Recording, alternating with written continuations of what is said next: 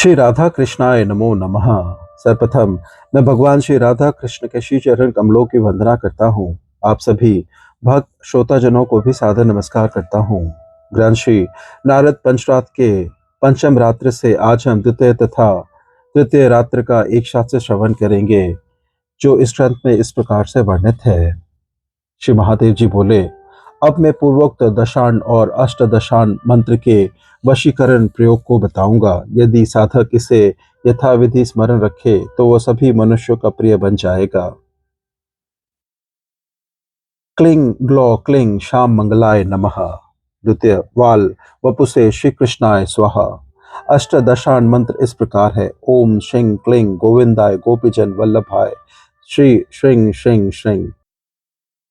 यदि पूर्ण पुष्पित वन पुष्पों से प्रातःकाल श्री कृष्ण की पूजा करके और मध्याह्न में श्री विष्णु की यथोक्त सेवा करके कोई साधक उक्त दशान मंत्र का 1008 जप करे तो अपने सुख के लिए सभी लोगों का वशीकरण कर सकता है। यदि साधक जाति पुष्प अथवा रक्तहारी या पुष्पों या नील कमलों से कीड़ाग्रत गोपी वेशी श्री कृष्ण की पूजा और ध्यान करके उक्त मंत्र का जप करे तो राजा आदि भी उसके वश में हो जाएंगे। धृत शक्ति सफेद फूलों और चावलों से 1000 होम करने के बाद दूसरे दिन से नित्य 7 बार होम करके अंत में होम की राख का तिलक लगाने से साधक स्त्रियों का उनके पतियों सहित वशीकरण कर लेता है। उपरोक्त दोनों मंत्रों का प्रतिदिन पान, वस्त्र, पुष्प, अंजन और चंदन आदि पर 1000 जप करने के बाद इन वस्तुओं को किसी के ऊपर फेंक दिया जाए तो वह व्यक्ति तत्काल साधक का दास हो जाएगा, इसमें कोई भी संशय नहीं है। यदि साधक राजद्वार में, व्यवहार के स्थान में, व्यवसाय के स्थान में, सभा में, धूत में, वाद विवाद में उक्त मंत्र का 1008 बार जप करके कुछ बोल दे तो वह वही तत्काल सभी पर श्रेष्ठता या वर्चस्व प्राप्त कर लेगा। कदम्ब वृक्ष के मूल में स्थित होकर व्रजबालाओं के साथ मधुर सुरों में गायन करते हुए देवों को भी मोहित करते श्री कृष्ण का ध्यान करके घी से सिक्त मोर के पंखों का अग्नि में होम कर साधक तीनों लोकों का वशीकरण कर सकता है। रास मध्य स्थित श्री कृष्ण का ध्यान करके उक्त दशान मंत्र का प्रतिदिन 1000 जप करने से साधक 1 मास के भीतर ही वांछित कन्या का वशीकरण कर लेता है। अत्यंत उच्चासन पर आरूढ़ श्री कृष्ण का ध्यान करते हुए 1008 बार नित्य जप करने से स्त्री मनोवांछित पति प्राप्त करती है। ब्रज की सुंदरियों से आलिंगन होकर नृत्य करते हुए श्री कृष्ण का ध्यान करके यदि साधक दशान मंत्र का 1,00,000 जप और लाजा घी तथा मधु से 10,000 होम करे तो शीघ्र ही मनोवांछित कन्या से उसका विवाह हो जाएगा।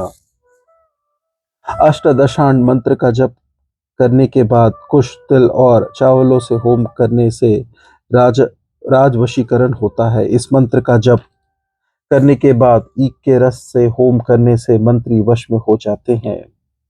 ताजे कमल के फूलों, लाल कमलों और मधु या शर्करा के साथ अथवा चंपा के फूल के साथ 10,000 होम करने से साधक अत्यंत शीघ्र ही मनोवांछित कन्या प्राप्त करके सुखपूर्वक उसके साथ विहार करता है।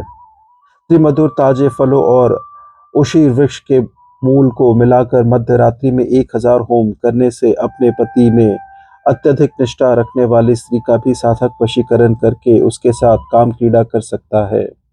सरसों और त्रिमधुरों के साथ रात के समय 1000 होम करने से इंद्र पत्नी सची भी साधक के अधीन हो जाती है। फिर अन्य स्त्रियों का कहना ही क्या। मधु सहित बेल वृक्ष के पंचांग, अखंड, बिल्व, पल, पत्तियां, पुष्प, मूल और समिधा, कमल और चावलों से 10 सहस्त्र होम करने से अत्यंत शीघ्र ही लक्ष्मी साधक के वशीभूत हो जाती है। गोपियों के वस्त्रों का हरण करके कदम्ब वृक्ष पर बैठे श्री कृष्ण का हृदय में ध्यान करके उपरोक्त मंत्र का मध्य रात्रि में 1 सहस्त्र जप करने से 10 दिन के भीतर ही उर्वशी प्रभृत नारियां भी हठात वशीभूत हो जाती हैं। अधिक कहने से क्या लाभ। जहाँ तक इस मंत्र का प्रश्न है, वशीकरण के लिए इसे श्रेष्ठ अन्य मंत्र नहीं है। उपरोक्त दोनों मंत्रों के प्रयोग द्वारा काम बाण से पीड़ित होकर स्त्रियां साधक के वशीभूत हो जाती है। पदासन पर विराजमान पीतांबर धारण किए हुए मुनियों से घिरे कदम्ब पुष्प के समान और चंद्रमा के समान गौरवर्ण युवा कमल के समान नेत्र वाले प्रकाशित और शंख चक्र गदा तथा पद्म लिए हुए श्रेष्ठ आभूषण पहने हुए सुगंधित अनुलेपनों से युक्त शरीर वाले वनमाल और पुष्पों से सुशोभित मुक्तिदाता श्री कृष्ण की मैं वंदना करता हूँ। इस प्रकार अपने हृदय कमल में उन स्वर्ण वर्ण परम पुरुष का ध्यान करते हुए उपरोक्त दोनों मंत्र में से किसी का भी 12 लाख जप करने और मधु घी शक्कर से सिक्त अथवा खीर से सिक्त समिधाओं से होम करने से सभी वस्तुएं साधक के वशीभूत हो जाती है।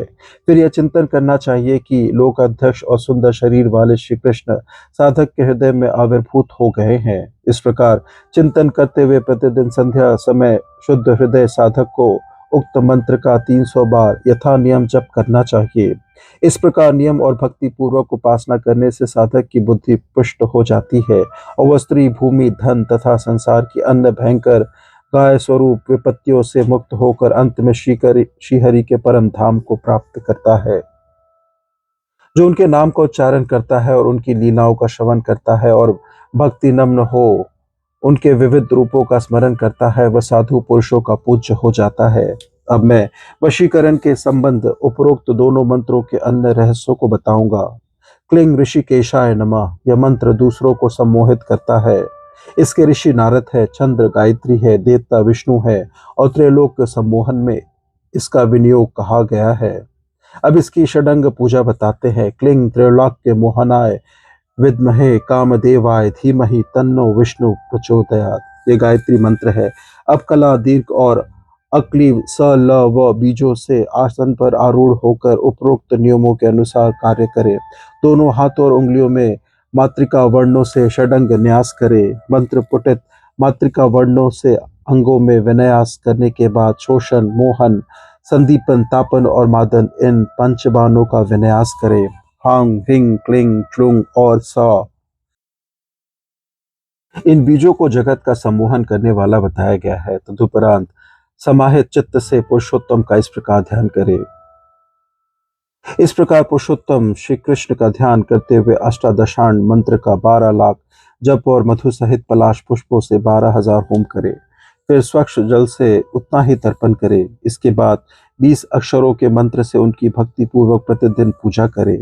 पीठ पूजा में श्रीहरि का आह्वान करके उन्हें अर्ध विभिन्न वस्तुएं तथा आभूषण आदि देकर उनकी षडोंपांग पूजा करे। उनके विभिन्न अंगों की क्रमानुसार प्राण प्रतिष्ठा करे तथा यथाक्रम उनके कानों मस्तक और हाथों के लिए आभूषण आदि देकर उनकी श्री मूर्ति को सुशोभित करे। उनके सिर और वक्ष पर आभूषण रखकर श्री वस्त्र और कौस्तुभ का चिंतन करे। उनके गले में वनमाला और कटी में पीतांबर पहनाए और उनके वाम भाग में उनके बीजाक्षर और लक्ष्मी को स्थित करे। चारों दिशाओं और विदिशाओं तथा कर्णिका में क्रमानुसार अंग पूजा तथा पीठ पद में शक्तियों की पूजा करे।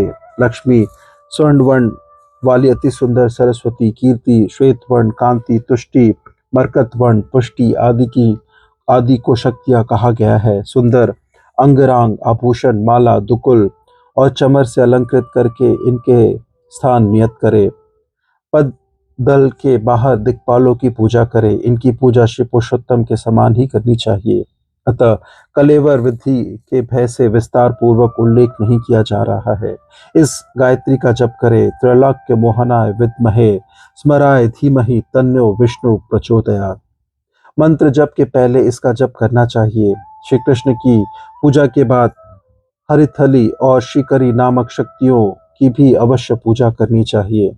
जो मोहिनी प्रसून के समान धुति वाले श्री कृष्ण का प्रतिदिन प्रातकाल उक्त मंत्र से 100 जप करते हुए तर्पण करता है, उसकी सभी मनोकामनाएं 15 दिन के भीतर पूर्ण हो जाती है। त्रितादि से 10,000 होम और इतनी ही संख्या में जप करके भविष्य का भोजन करने से सभी स्त्रियां साधक के वशीभूत हो जाती हैं। वशीकरण के लिए अष्टादशन मंत्र के ही समान सब क्रियाएं करनी चाहिए। वशीकरण के लिए इन दोनों मंत्रों से श्रेष्ठ कोई अन्य मंत्र नहीं है। एक मंत्र के लिए वेणु बजाते हुए श्री कृष्ण का ध्यान करें तथा दूसरे के लिए उदित होते सूर्य के समान प्रकाशमान, पाँव में किंकणी पहने हुए पुष्पधनवा कंदर्प का ध्यान करे। जो विमल बुद्धि साधक उक्त मंत्रों में से किसी एक का भी जप करता है, वह समस्त सिद्धियां प्राप्त कर लेता है। आनंदित साधक अपने शरीर में पीठ की रचना करके उसे शुद्ध करे और दोनों हाथों से पूजा करके दशांड मंत्र की षडंग पूजा और अनंग पंचक पूजा करे। क्लिंग को मातृका वर्णों से संपुटित करके इस मंत्र से 10 तत्व न्यास और मूर्ति पंचर न्यास करे। फिर सृष्टि स्थित षडंग और साधक आदि पूर्वोक्त न्यास करके सकल भुवनों के एकमात्र साक्षी श्री मुकुंद का इस प्रकार ध्यान करे। पर्वत, समुद्र और पृथ्वी को सर्वत्र व्याप्त करने वाले तथा मणि रत्नों से निर्मित विशाल भवनों, गोपुरों, सभा मंडपों और विशाल सड़कों से युक्त अपने विस्तृत वैकुंठ लोक में प्रकाशमान श्री कृष्ण का स्मरण करना चाहिए। ब्राह्मणों, क्षत्रियों और वैश्यों और शूद्रों के विविध प्रकार के रत्नों से जटित श्रेष्ठ शिल्पियों द्वारा सुरुचिपूर्वक निर्मित तथा सहस्त्रों हाथी, घोड़े, गाय, गंधर्व, बकरों से अलंकृत गृहों में श्री कृष्ण की पूजा उपरोक्त नियमों के अनुसार करना चाहिए। महाजनों से संकुलित स्थानों, व्यापार तथा क्रय विक्रय केंद्रों, द्रव्य संचय के स्थानों आदि में सुरुचि पूर्वक निर्मित मंदिरों में जहाँ पुरुष और स्त्री अधिक एकत्र होते हों, उल्लास पूर्वक श्री कृष्ण की पूजा तथा उत्सव करना चाहिए। यद्यपि श्री कृष्ण सर्वव्यापी हैं, तथापि स्वच्छ जल के विशाल सरोवरों, झीलों और जलाशयों के ऐसे मनोहर तटों पर अधिक निवास करते हैं, जो कलहंसों, सारसों, चक्रवकों तथा अन्य प्रकार के पक्षियों से संकुलित हो। जहाँ कामनिया में काम भावना जागृत करते हुए भ्रमर सुंदर सुगंधित पुष्पों पर गुंजार करते हो, जहाँ मंद मंद सुगंधित पवन बह रहा हो, वहाँ मणि मंडप में सहस्त्र सूर्य के समान प्रभाव वाले श्री कृष्ण का आह्वान करने से मनोकामनाएं की अधिक सरलता से पूर्ति होती है। जहाँ सुंदर दीप मालिकाएं प्रकाशित हो, जहाँ मृगों के समान कलजरारे नेत्रों वाली सुंदर और विविध सुगंध द्रव्यों से सुगंधित शरीर वाली पुष्पमाला धारण किए प्रेम भाव से विभोर और कबरी भार से नत सैकड़ों युवतियां विस्तृत वितानों के एकत्र हो, वहां श्री कृष्ण शीघ्रता से प्रकट होते हैं। वहां देवों की स्तुतियों से उतना अधिक प्रसन्न नहीं होते जितना स्तनभार से दबी शौन कटी सुंदर युवतियों के मधुर भाषण से प्रसन्न होते हैं। नवनी कमल के समान छवि वाले कल्प वृक्ष के नीचे सुंदर विशाल सिंहासन पर पद्मासन में विराजमान श्री अच्युत का चिंतन करना चाहिए। प्रदीप किरीट सिर पर धारण किए हुए, जिनके कपोलों और काली घुंघराले लटे लटक रही हैं, उन श्री कृष्ण के नेत्र अत्यंत विशाल और सुंदर हैं। उनके माथे पर विविध आभूषण सुशोभित है। उनकी अत्यंत मोहक छवि है। उनके कुंडल रत्न मंडित है और उनके अधरों पर मधुर मुस्कान है। मणियों और रत्नों से उनके कपोल प्रकाशित है। उनके अधर बंदूक पुष्प के समान लाल है। उनकी सुंदर और स्मित मुख छवि चारों ओर प्रसन्नता और उल्लास का प्रकाश बिखेर रही है। स्वयं अपने उल्लास के शम से उनके मुख पर श्वेत कण झलक रहे हैं। उनके संपूर्ण शरीर पर कुमकुम, कपूर तथा अनन्य गंध द्रव्य लगे हैं। उनका वक्षस्थल रत्नों और वनमाला से सुशोभित है। उनकी भुजाएं अनेक प्रकार के प्रदीप्त आभूषणों से सुशोभित है। उदित होते हुए सूर्य के समान आभा वाले कमल के समान उनके नेत्र हैं। उनके शरीर पर पीतांबर है। लाल कमल के समान उनकी दोनों हथेलियां उनकी गोद में स्थित है और उनकी संपूर्ण छवि कामदेव के समान है। ऐसे श्री कृष्ण लोगों को लज्जित होने से बचाए और सबकी रक्षा करे। जिनके कर कमलों की छत्र छाया में भीष्म तथा अन्य बड़े बड़े योद्धा युगांत तक सुरक्षित हैं, जिनकी महानता का सभी शास्त्र वर्णन करते हैं, जो तरल सुवर्ण के समान अपनी भुजाओं से गोपियों का आलिंगन किए हुए हैं, वो श्री कृष्ण अपने लता के समान कर कमलों से सबकी रक्षा करे। गोपियों को आह्लादित करने वाले श्री कृष्ण सबकी रक्षा करे। अपने हृदय में आनंद की प्रारंभिक अनुभूति से उल्लसित गोपियों को रोमांच हो रहा है। उनके शरीर पर श्वेत बिंदु मोतियों के समान सुशोभित है और उनका अंतर्भाव दोनों प्रेम के सागर में लीन है।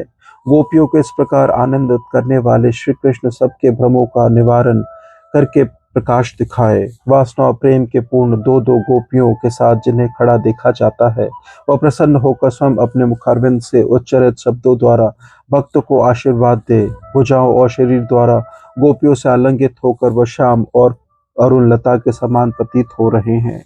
उनके दोनों ओर एक एक गोपी स्थित है। कमलों से सुशोभित यमुना के तट पर शंख चक्र गदा और पद्म लिए हुए तथा हाथों में पकड़कर अक्षरों अधरों पर रखी वेणु बजाते हुए श्री कृष्ण अपने दिव्य स्वरूप का भक्तों को दर्शन दे रहे हैं। उनके चारों ओर देवर्षि और यतिगण प्रणत होकर उन कमल नेत्र और त्रिभुवन जनक की स्तुति करते हुए उनकी सेवा में अपने को समर्पित करके चतुर्वर्ग फल प्राप्त कर रहे हैं। अपने सघन आनंद सुभादि में मग्न और अपने विमल लोक में स्थित परम पुरुष श्री कृष्ण का इस प्रकार ध्यान करते हुए अपने दीक्षा गुरु से उनके मंत्र की दीक्षा प्राप्त करने के बाद विमल बुद्धि साधक स्त्रियों को बिना देखे और उनके संबंध में किसी चर्चा को बिना सुने मंत्र का 1,00,000 जप तथा शक्कर तिल घी और खीर से दशांश होम करे। तदुपरांत अनित्य संसार से मुक्ति के लिए उनकी सतत उपासना करे। साधक को विशंतक्षर मंत्र का एक यंत्र बनाकर शरांत पूजन के प्रारंभ और अंत में विभूति और आत्मा का न्यास करना चाहिए। यंत्र के मध्य में मूल बीज लिखकर उत्तर ईशान नैऋत्य और पूर्व दिशाओं में 4 अन्य बीजों को लिखकर यंत्र को 40 या 46 अक्षरों को मंत्र से पूरा करना चाहिए।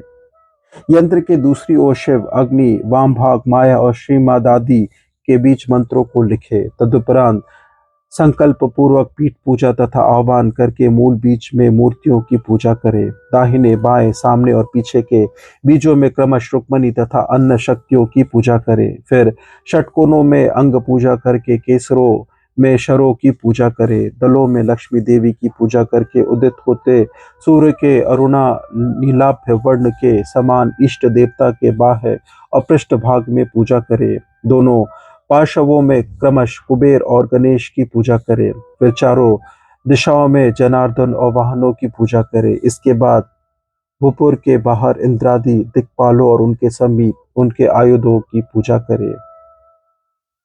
यह सब समाप्त करने के बाद मुक्तिदाता श्री कृष्ण की सप्तविध पूजा नियमों के अनुसार पूरी करे। इस प्रकार से ग्रंथ श्री नारद पंचरात्र से आज के अध्याय की संपन्नता होती है। श्रवण करने के लिए और अपना बहुमूल्य समय देने के लिए आपको धन्यवाद। त्रुटियों के लिए क्षमा प्रार्थी हूँ। श्री राधा कृष्णाय नमो नमः।